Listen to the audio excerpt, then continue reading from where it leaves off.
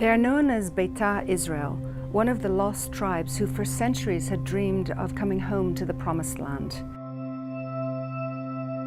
That dream began to be realized in the 1970s and was dramatically accelerated in the 1980s and 90s. One of those dramatic events was a 7-week clandestine operation by the Israeli government to bring them home.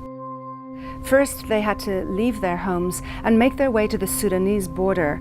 Many traveled by foot, risking injury, violence, and starvation. And finally, they were airlifted to Israel, sometimes children without their families taken from the desert to the modern land of Israel. I imagine a little girl. I call her Leah. She awoke in the middle of the night. Her mother was shaking her. "Wake up, sweet girl, wake up. It's time to go now."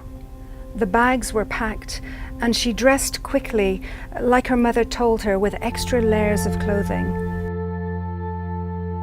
I wonder what were in the bags. What do you take when you're forced to leave your home? When the danger of the journey is no worse than staying where you are. When not knowing if you're going to survive it or where you'll end up is no worse than waking up in your own home but not knowing if you'll live through the day. I imagine Leah's father. He was the leader of the community and the keeper of the sacred text, the Oriyt. When he packed those bags, he didn't forget this beautiful book that had been passed through generations, that contained the 5 books of Moses, the books of Joshua and Ruth and Judges. It was written in the Ge'ez language. He carefully wrapped it in beautiful fabric and carried it the entire way. They joined some people along the way, but many of them didn't make it. One day, it was a particularly hot day. Leah's mother said to her, "Close your eyes, don't look. Whatever you do, don't look."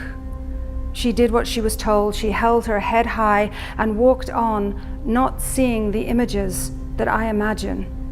She just kept walking, holding her father's hand and his other hand, holding the Oriyt.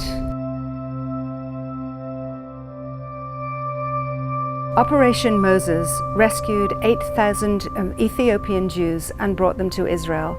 There were more than 30 flights, and with them came the Oriyt. In early 1985, news of this secret mission was leaked to the media, and it became too dangerous to continue.